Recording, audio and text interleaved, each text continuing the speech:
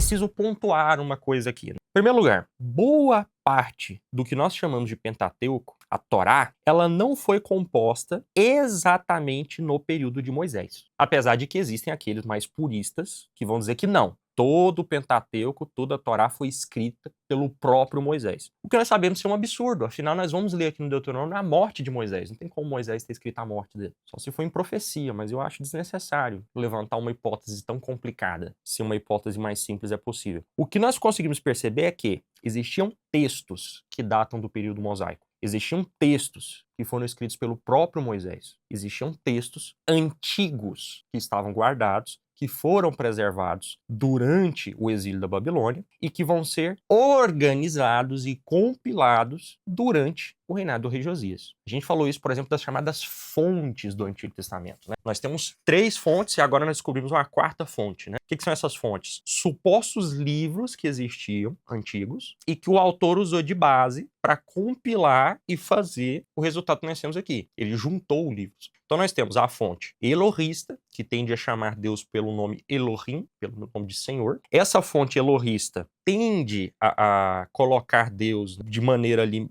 mais antropomorfizada. Nós temos a fonte javista, que agora acho que eu estou trocando as características da javista e da elohista, que eu sempre troco, mas a javista tende a colocar Deus mais espiritual e chamar Deus pelo nome, Yahvé, que na nossa Bíblia vai aparecer Senhor em caixa alta, né? Nós temos a fonte sacerdotal, que já é alguém durante o segundo templo de Jerusalém, tentando organizar. Então ele vai fazer referências a coisas que são explicitamente ligadas ao período do segundo templo. Então ele vai falar de fora da cidade, ele vai falar sobre rei, ele vai falar sobre coisas que na época de Moisés não tinham, porque ele está adaptando os escritos para a época dele, conforme o rei Josias ordenou. E ele está organizando o judaísmo para que aquele povo que saiu do cativeiro da Babilônia sirva ao Senhor na terra que foi dada para eles e eles não abandonem mais a lei do Senhor, a fim de que essa terra não seja tirada deles novamente, como foi na Babilônia. Então tem essa preocupação aqui do autor sacerdotal. E existe uma outra fonte, que é a fonte deuteronomista, ou deuteronômica. Essa fonte deuteronomista, e aí o pessoal vai abreviar, né, como fonte J, fonte E, fonte S e fonte D. Essa fonte deuteronomista, ela tenta resumir o Pentateuco e condensá-lo numa obra só. E essa fonte é a que mais aparece no nosso Deuteronômio. É claro, existem fontes sacerdotais aqui e ali, existem fontes elohistas já vistas aqui e ali no Deuteronômio, mas a grossa parte do Deuteronômio é composta por essa fonte deuteronomista. E a gente vê que ele tenta resumir a mensagem, resumir a lei e fazer uma ponte da Torá para os livros históricos. Vale lembrar, a comunidade judaica não aceita o Antigo Testamento de maneira unânime. Nós vamos ter, na comunidade judaica, um grupo que abraça o Antigo Testamento e nós vamos ter um grupo que se limita apenas à Torá. O grupo que se limita apenas à Torá é o chamado grupo dos saduceus. O grupo que vai aceitar os livros históricos, proféticos e sapienciais é o que nós chamamos de fariseus. Então tem essa nuance aqui que é interessante nós levarmos em consideração. Ao que parece, o autor deuteronômico, ele leva em consideração os livros históricos, porque ele faz uma ponte. Ele percebe que a narrativa do Números termina com Moisés no Monte Or, e a de Josué já começa com Josué sendo investido. E ele fala, não, peraí, falta algo. E aí ele cria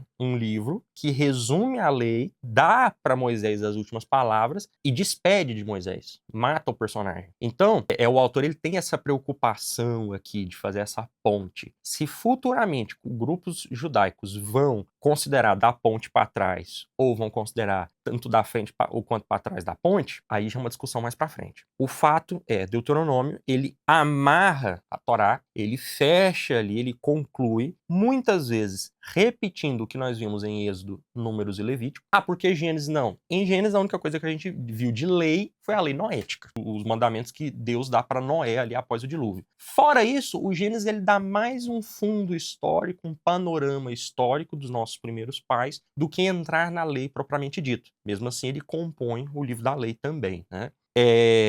Então, o Deuteronômio ele vai nos preparar para isso. E aí o que acontece? São 3 discursos de Moisés. Moisés vai discursar por 3 vezes com Israel, depois ele vai se despedir, dando bênçãos e morrer. Então, 3 discursos. No primeiro discurso, Moisés relembra toda a história. Ele faz um previs, pessoal, nos últimos episódios de The Bible, e aí ele mostra o que aconteceu. No segundo episódio, Moisés está admoestando o povo sobre a importância de não cair na idolatria, e ele aproveita para apresentar o decálogo, a gente já leu os 10 mandamentos, e agora o que ele vai fazer? E aqui entra muito do autor sacerdotal, né? Ele precisa criar uma regulação, uma legislação para Israel. O que nós poderíamos chamar, sendo um pouco anacrônicos aqui, mas apenas de comparação, a gente poderia chamar isso de uma constituição israelita. Então ele está estabelecendo aqui uma base para a lei. E nessa base para a lei, como é próprio da cultura judaica, ele vai estabelecer a partir de casos. Ele não dá a lei e a interpretação plena da lei. Ele vai apresentando casos. Então, por exemplo, quando eu digo assim para vocês, é errado matar. Essa é a lei.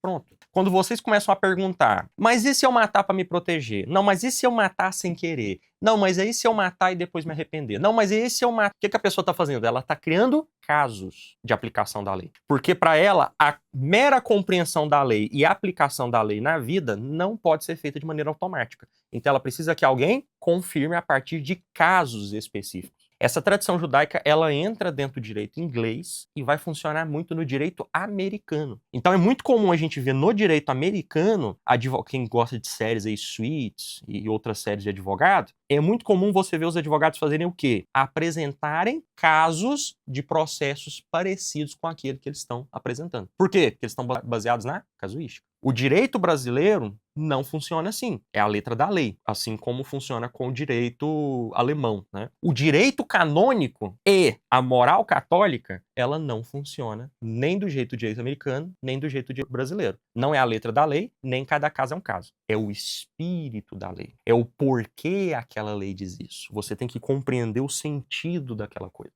Só que isso exige uma profundidade em um estudo muito forte. E a maioria das pessoas não quer isso. Afinal, quem quer estudar, se dá para ter tudo pronto. Então, qual que é o problema das pessoas que ficam perguntando, será que tal coisa é pecado? Será que tal coisa é pecado? Qual que é o caso dessas pessoas? Elas querem uma casuística da moral católica. Porque elas não são capazes de olhar os 10 mandamentos e estabelecer o que é pecado e o que não é pecado, por conta própria. Então, ela precisa que alguém aplique um caso. Tudo bem, eu sei que... Vamos pegar um caso aqui. Não pecar contra a castidade é um mandamento. E, portanto, pecar contra a castidade é um pecado. Mas e se eu só der uma olhadinha? É pecado? Quando você faz uma pergunta dessa, o que você está querendo fazer? Estabelecer um caso e ver se ele aplica ou não a lei. Essa é a filosofia casuística. Esse é o pensamento casuístico. De aplicar em casos. E aí você nunca esgota a lei, porque você fica formulando casos em cima de casos. Não, mas e se foi sem querer? E se a menina provocou? E se essa menina não existe uma personagem 2D? E você vai criando casos. Quando, na verdade, isso é tudo a mesma coisa. Então, qual que é o maior problema que eu tenho aí com os blogueirinhos católicos, com as suas caixinhas de perguntas e as pessoas que ficam perguntando se X ou Y é pecado? Uma não compreensão de como funciona a moral católica. Uma não compreensão de como funciona o cristianismo. Cristo não veio fazer um tratado de casuística, tal como era apegado o sinédrio, os fariseus e os saduceus. Cristo veio para mostrar o sentido da lei. Eu sou a lei de Moisés. E uma vez que nós vemos Cristo, nós entendemos o porquê das leis e seguimos as leis baseados no princípio delas. E qual é o princípio das leis? Então eu te pergunto, qual é o primeiro mandamento? O primeiro mandamento é este: amarás o Senhor teu Deus de todo o teu coração, de toda a tua alma, de todo o teu entendimento.